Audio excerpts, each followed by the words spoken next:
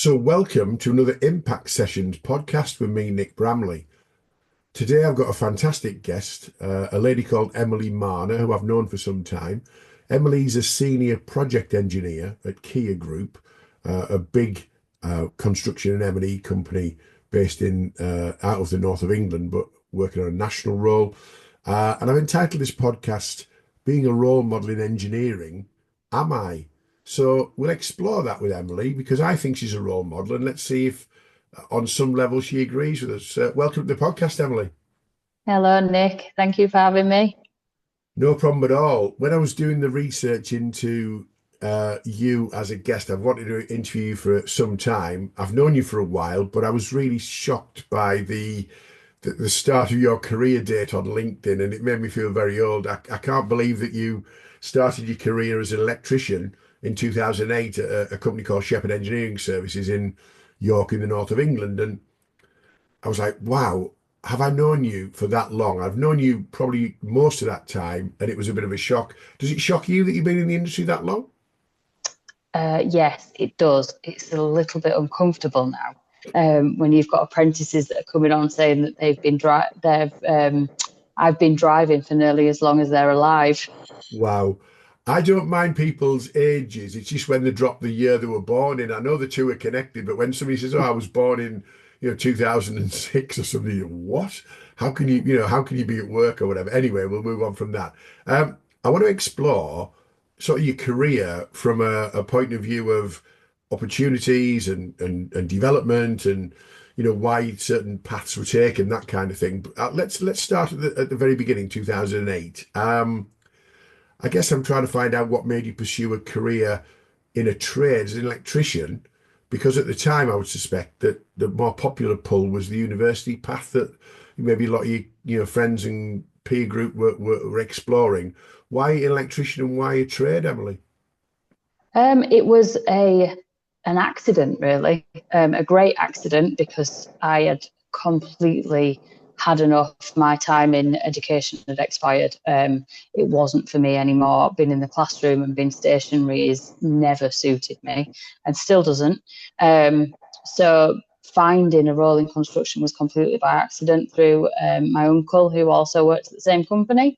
And it was by chance, just going out on site one day, having a try, and it was instant. I found straight away that that was a comfortable environment for me, and it was the right move, thankfully.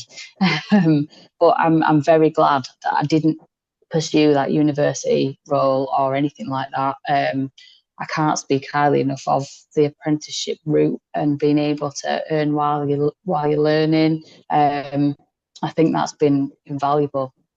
Excellent. Well, I've got to ask about the gender balance. Certainly, it's getting a lot better in the construction industry as every year comes by. But were there any trepidations about entering the industry as an apprentice and as a young woman in 2008?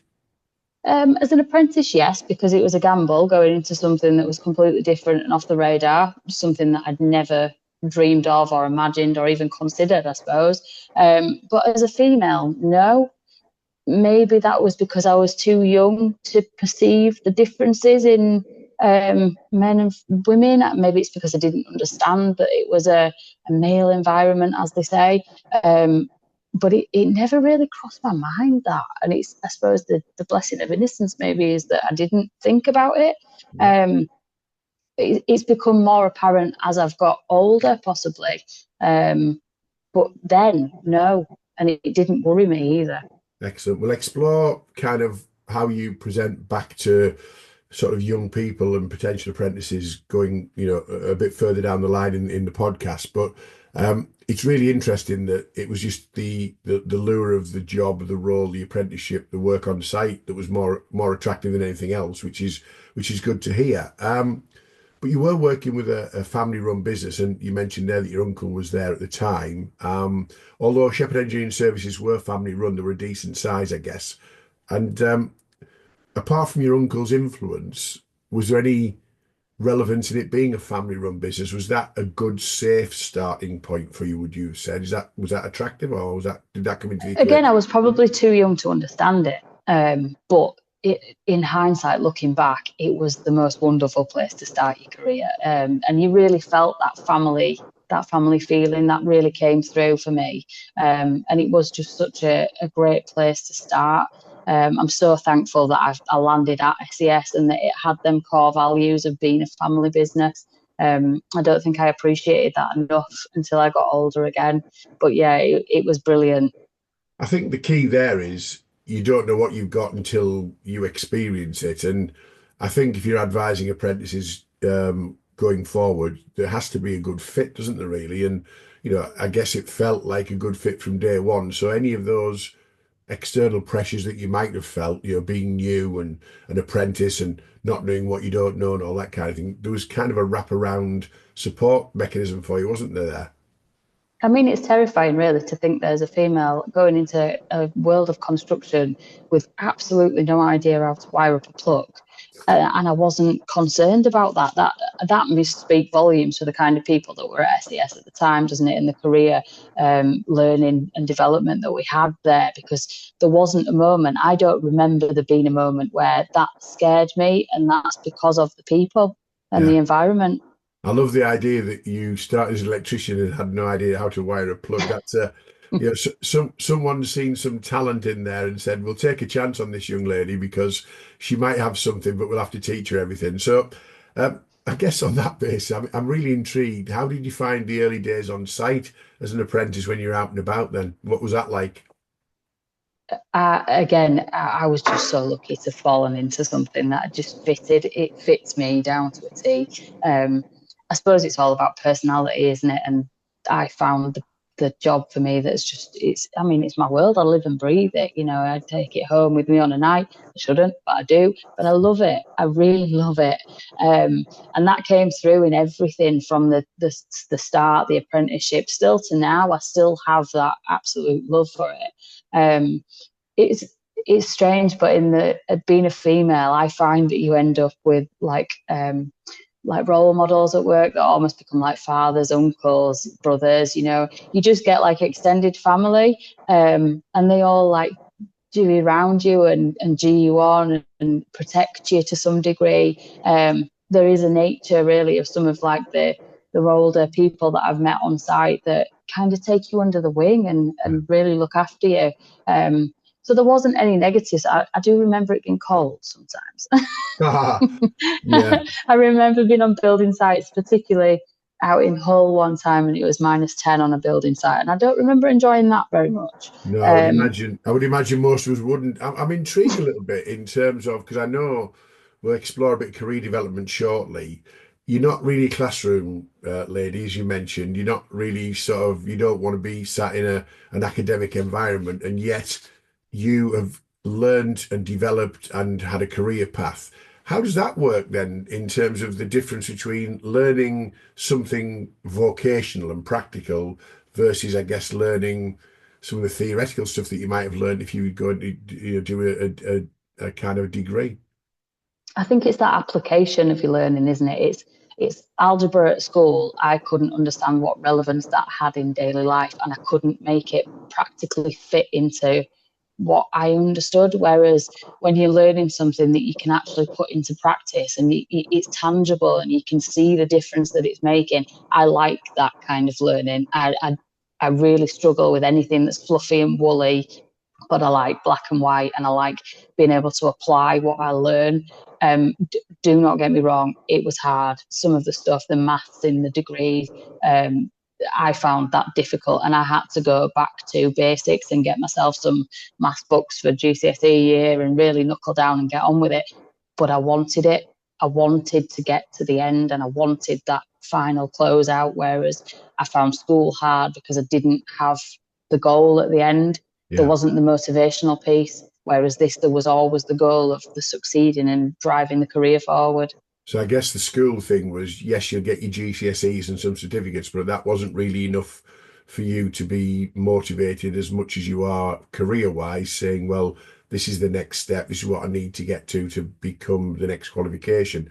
I was going to explore a bit more about kind of the ratios and things. You mentioned about people taking you under their wing and whatever. And I think that's probably because there have been accusations of the sector being heavily male dominated, but I work around construction quite a lot now, and I see the numbers shifting. How do you find it at the moment then with regard to the balance? It's still a way to go to represent society, I guess, but how do you find the balance now of more representation of women in all sorts of areas within the sector?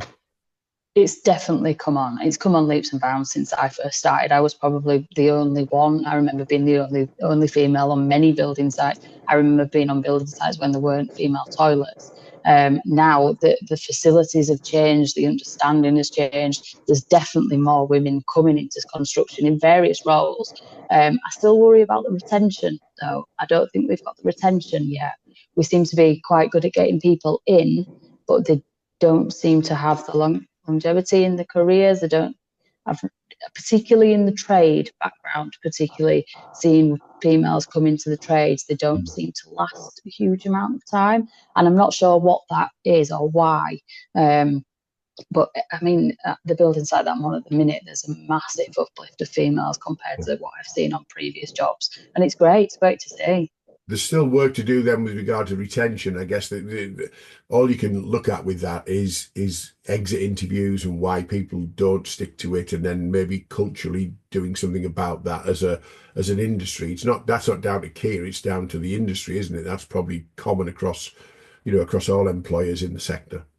Yeah, and I think it's also partially getting people into the right role, isn't it? It's all right getting diversity across projects and across construction industry, but you need to get the person into the right role.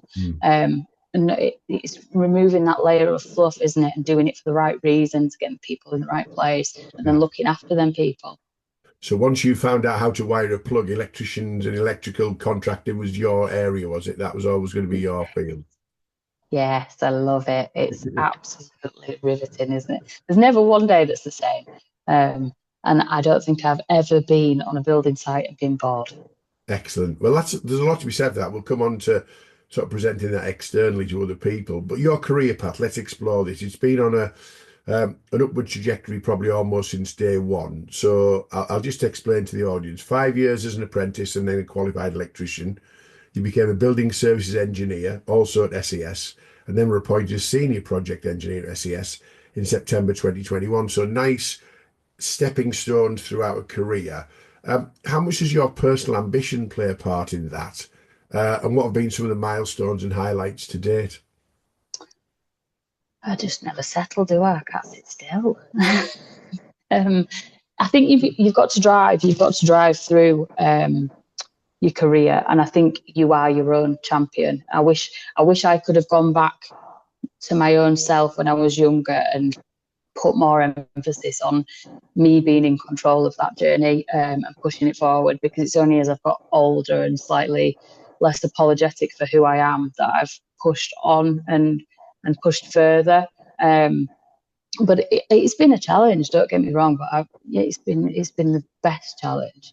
I'm so glad that I did the journey, like you say, the stepping stones. I'm so glad that I did the time out on site and did the apprenticeship and then worked up on that journey, because I don't believe that I could do my job now as an electrical engineer without that time on site to understand how that mechanism works when you're out on a building site, to appreciate what the people out on the building site are delivering, how they perceive the management, how to speak to them in a manner that's going to motivate them. I really do strongly recommend that anybody going into this role or thinking about it does that time out there, because it taught me so much, and it's so much I can relate back to.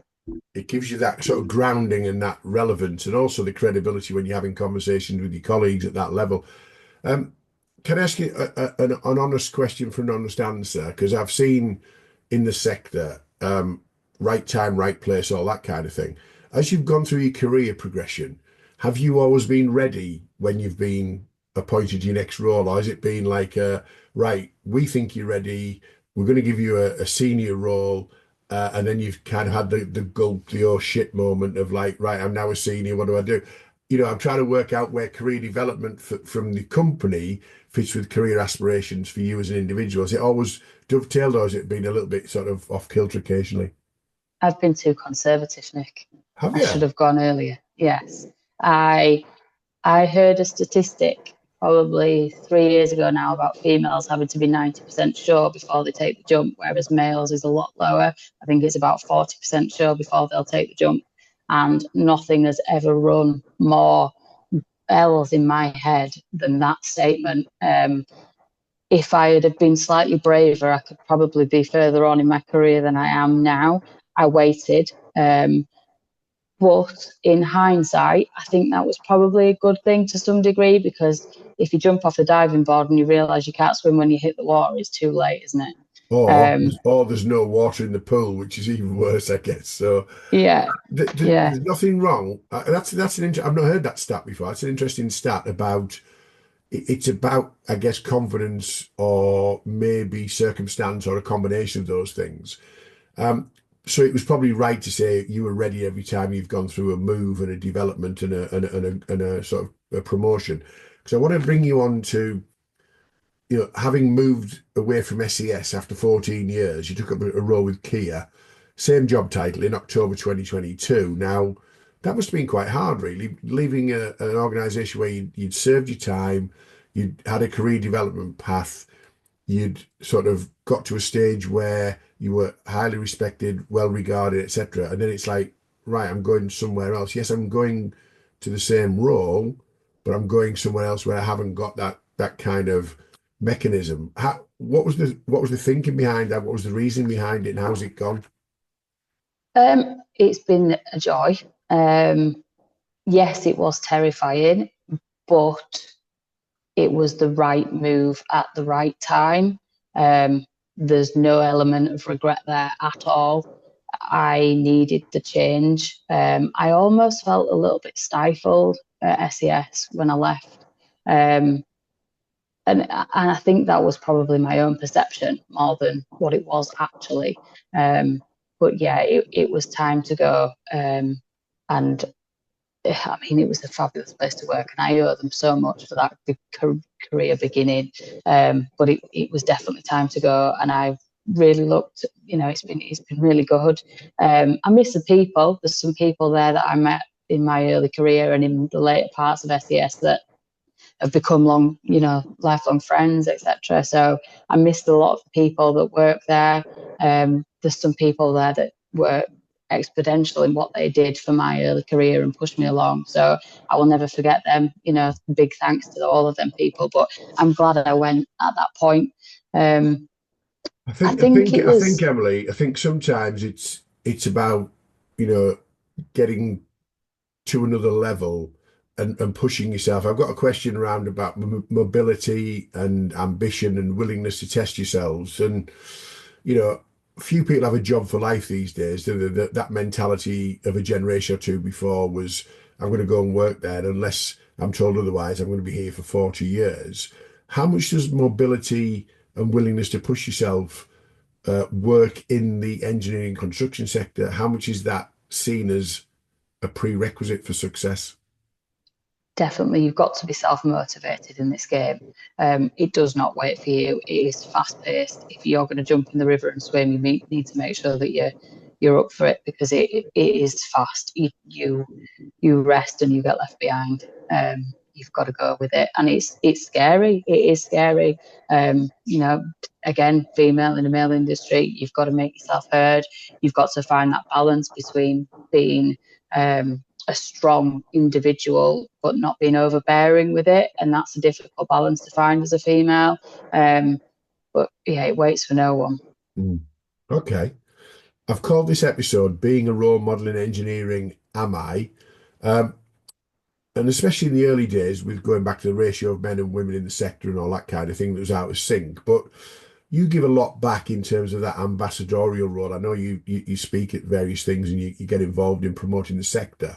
Um, what kind of things have you done or do you continue to do to get people interested in the career engineering, whether it's gender based or otherwise? What are you doing to sell the idea of this is what you could do? How do you do that? I think it relates back to what I didn't have when I was at school. There was no one there saying to me that this was an option. It was never an option. It was never considered because it just wasn't visible. And my task is to make it visible to as many people as I can. And I love going into the schools and doing the careers talks and standing in front of other people, male, female, whatever they might be, and saying, what do you think I do? And no one ever guesses an electrician or an engineer. And that's Can I ask you what do they guess then, Emily? God, solicitor, teacher. The teacher was the latest one, which I found that quite funny.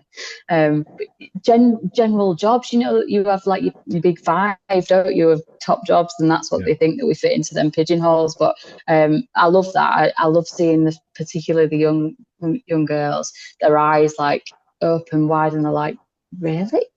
And you can see the cogs ticking in the brain, and they're thinking, well, I could do that. And some of them, you'll start talking to them and you'll say, oh, well, I had horses when I was younger. I was outside a lot. I liked, being outside, constantly on the move. And you can see the little brains going and thinking, well, that sounds a bit like me. I like that.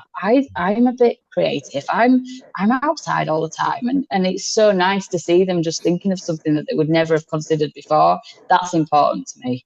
And that's really impressive, but I also think it's quite depressing that there isn't still that level of maybe support within the school mechanism. It feels to me education's still all about feeding universities and, doing degrees that people maybe don't come out with the right qualification, but loads of debt.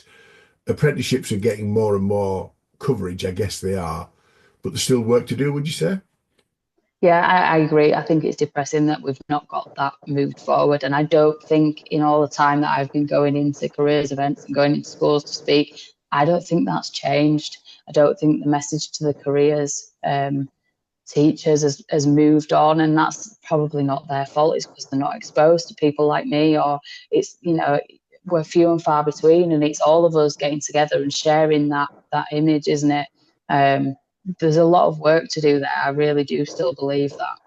So are you up for that work then? Because I know you do, put some time into it. Is that something that's kind of like a side issue and a passion for you to be like I say, an ambassadorial kind of flag bearer for this kind of, for the sector, let alone gender, but for the sector itself? 100%.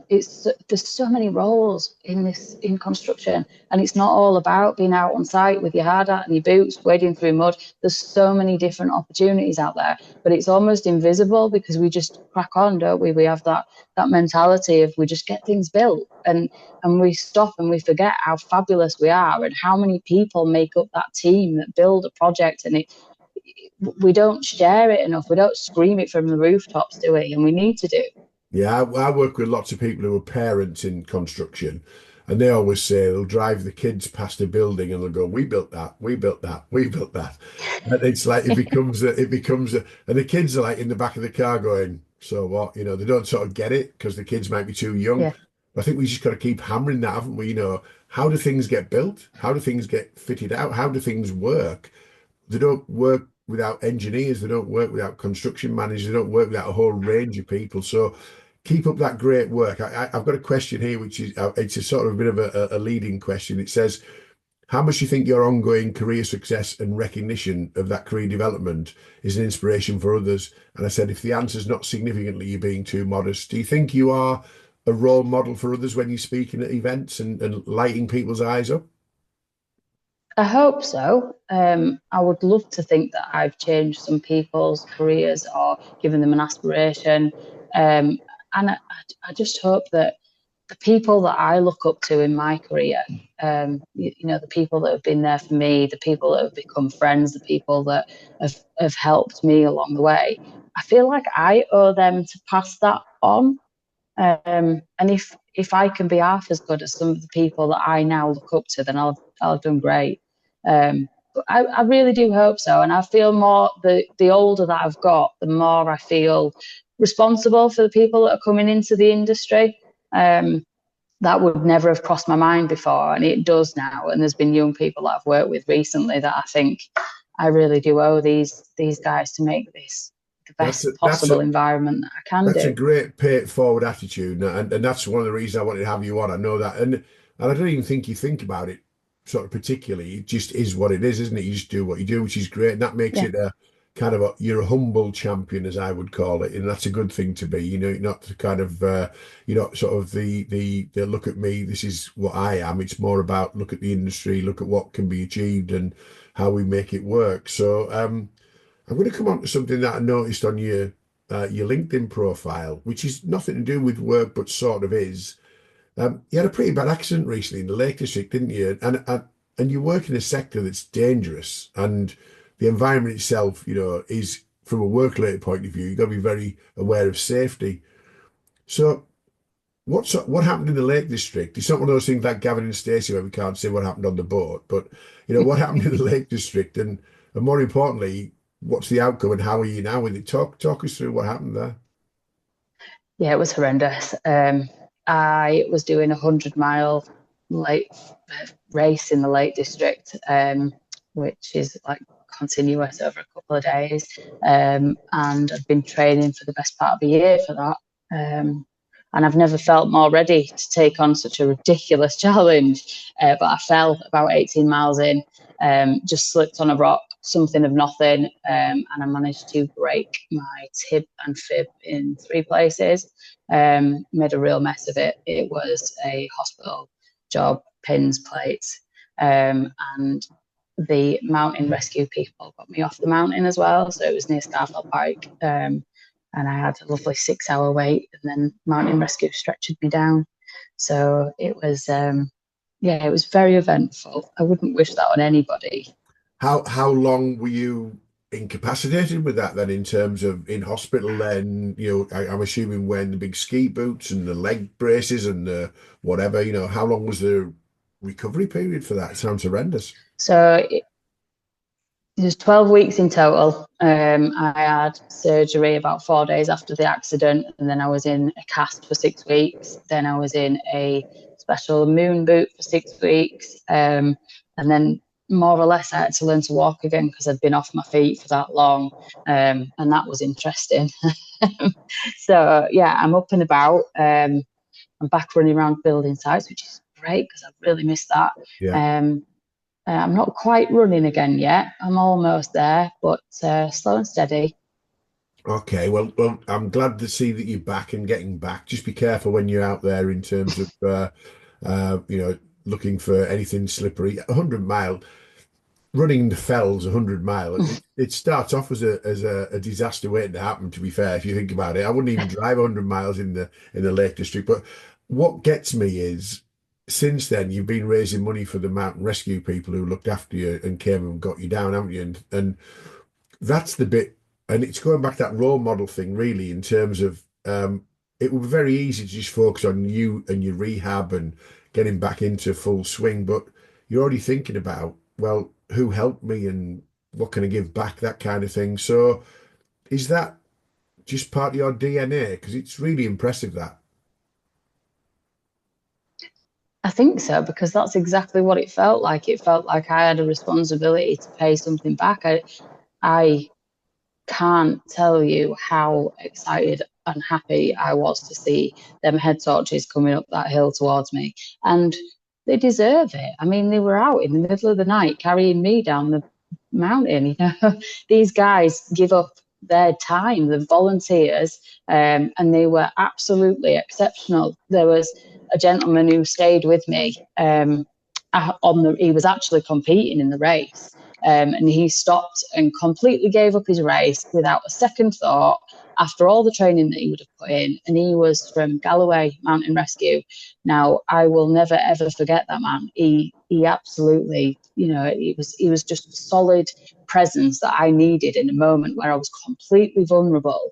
And his training, well, you know, I almost go so far as to say he saved me that night just with his personality and his training, his steadfast ability to just make sure that I was comfortable, and he was so calm. They deserve it. You know, there wasn't a bit of doubt as soon as I was back home.